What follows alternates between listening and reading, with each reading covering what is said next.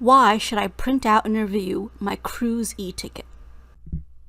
Hello everyone, my name is Fatima Mahmood. Welcome and welcome back to my channel. Why am I making these videos about the MSC Meraviglia when there's so many others out there? Click on the link below to watch my video explaining my reasons. People are divided on the issue of MSC customer service and MSC communications. So for that reason, it's very important to clearly review your e-ticket, not just digitally, but in a printout paper form. Starting at the beginning, your cruise ticket, it comes to you as a PDF that's emailed once you complete web check-in, and inside your cruise ticket are many elements to focus on. So I started stateroom here because there is a YouTube couple who did a recent review for an MSC ship out departing from Miami. And I always get the name wrong, but it's the C-class ship, and it is the most recent MSC ship in Miami. So she Soar or something like that, but it's one of the C-class ships. And the couple had obviously two smartphones, and they were looking at the app, and one app said their stateroom was one number, the other app said that their stateroom was another number. So that's why it's really important to have this e-ticket printed out so it shows you clearly the stateroom and there's not this sort of communication problem. Hopefully I'll try to do a video showing some of the benefits and negative impact that the app has and how it can be improved. The first page also contains a table of content that I also recommend reviewing. A key thing to keep in mind is on the bottom of every page of your e-ticket is going to be this sort of footer banner with this information, and you'll have your booking number, but then your ticket number will be very specific. So if you go back into web check-in before embarkation day and you add purchases at different times, or you change dining from late to early or early to late, your ticket number will change. So because there are issues with MSC communication, I recommend minimizing the number of times you're in web check-in to change your account or change your purchases, and then just make sure that what you're printing or the final thing that you're looking at, if it's a PDF, is the final one that's emailed to you after you've made all your changes and you're not going to make any more changes before embarkation day.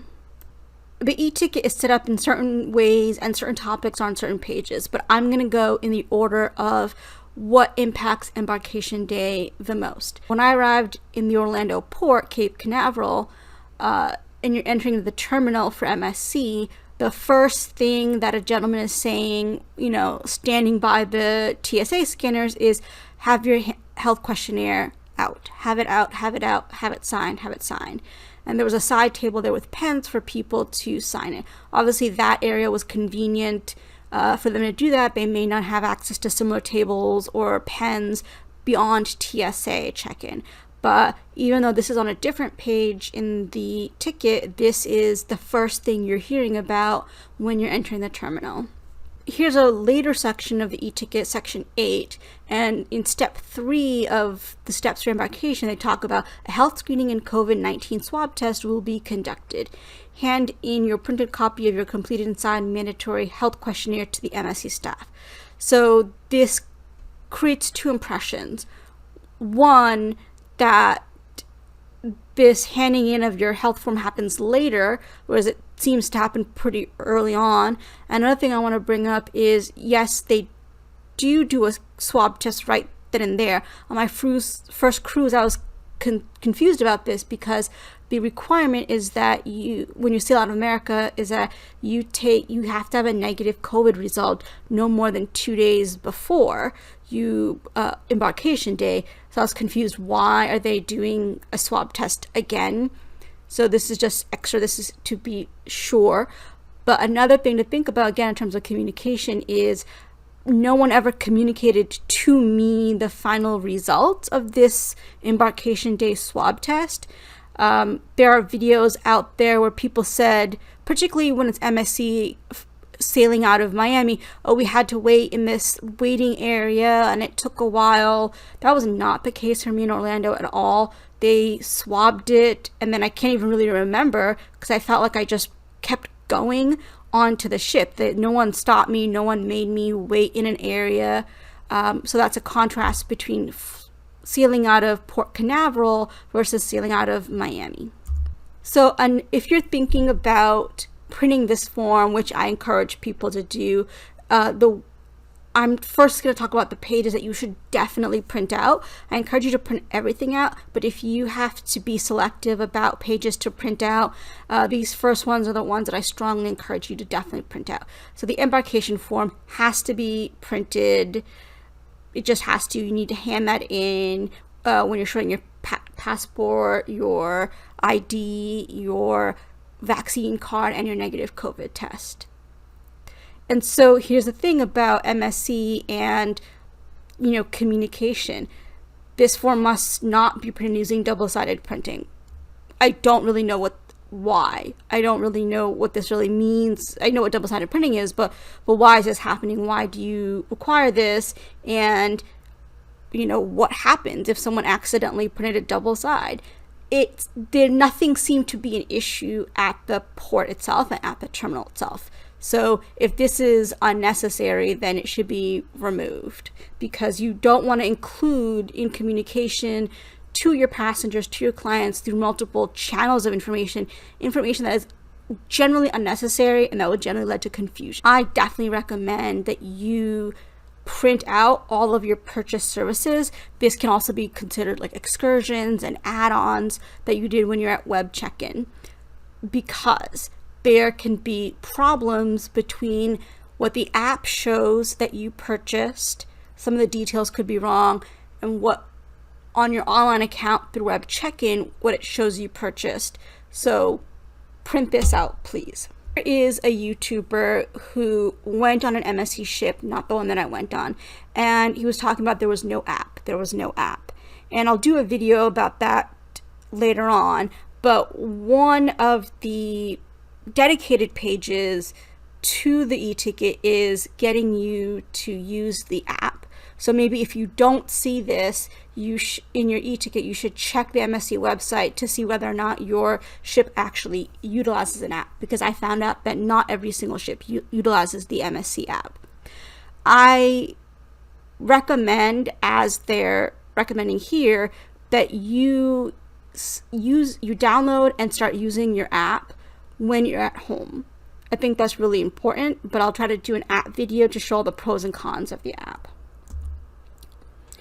And this is, I think, helpful, and I think it's helpful that they put it in the e-ticket, that when you are using the app for free, if you're not going to buy an internet package, the hotspot name, so that you can have this set up as soon as you walk on board if you cared about that. Later on in the document, they talk about the embarkation steps, and here in very small print in the e-ticket, they're telling you which terminal at the port.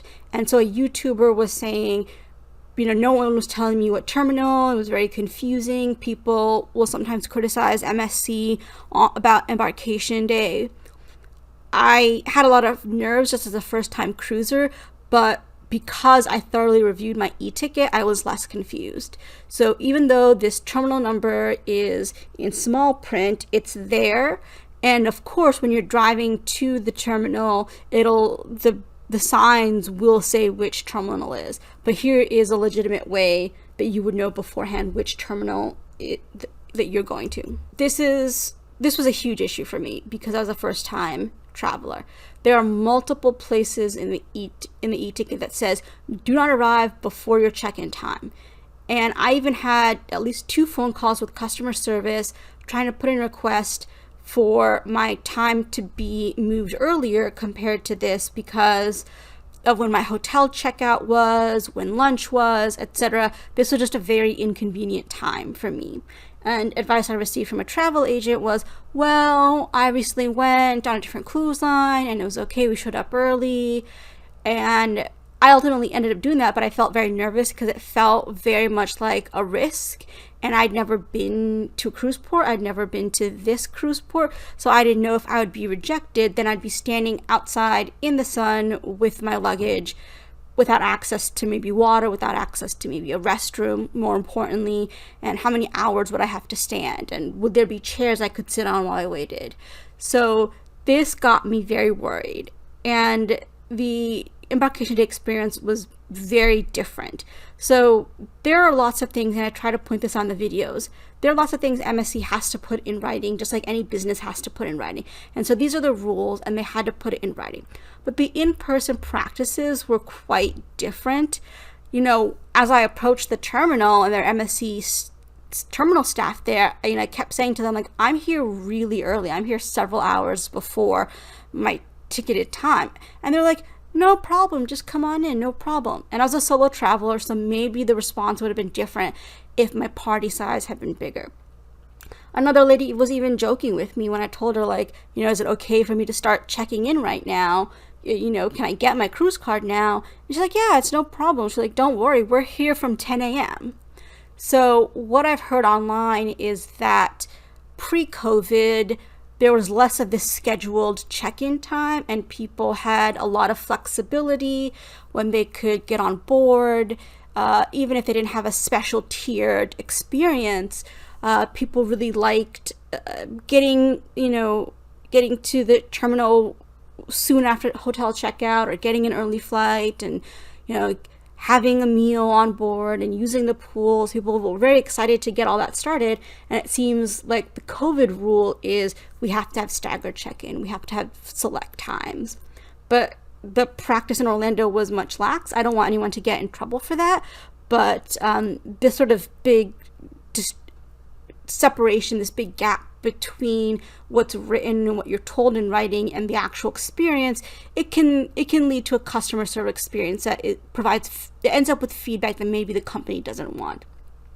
So there are lots of YouTube videos about sailing out of Miami with MSC, and those reviews aren't entirely positive.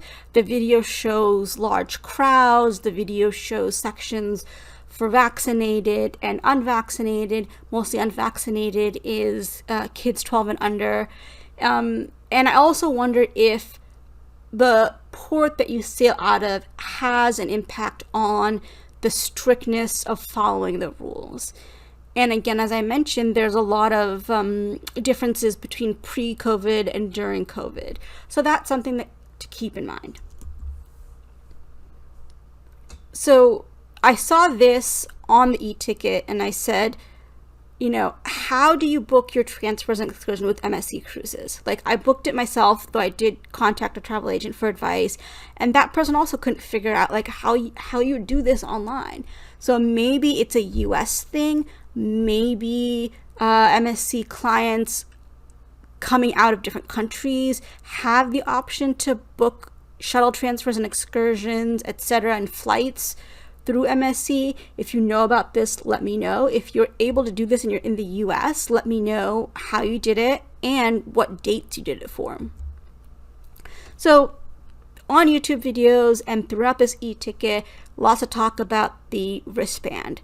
And here is screenshots from two places in the e-ticket. And then here's a piece of paper I received when I got to my cabin. So everyone's talking about the wristband for contact tracing, and you can tap on the big smart TVs in the hallways, and you can do this, that, and the other. And so here they also talk about the wristband that's for contact tracing, and that your data will be deleted 28 days after the cruise end, which is great way to let people know. But the problem is, in all of this written information, which is 3 pieces so far, and even on the website, no one is saying that you can use the wristband to open up your cabin door. So I definitely had the time where you put your cruise card into a slot inside your room, and that activates the electricity in your room. I happened to step out of my cruise cabin, and the door obviously shuts, and it's really heavy, and I left my cruise card in there. So I thought, like, geez, that's really inconvenient. And I'm always wearing my wristband because you're supposed to always wear your wristband. No one told me in that moment I could just use my wristband to open the door. So I actually found a phone near my room, like a landline phone, and I found other cabin stewards, and I had them try to find my cabin steward, and I was actually even calling like guest services to almost try to reach him when he came by, and he said, "Oh, ma'am, you just use your wristband to open your door."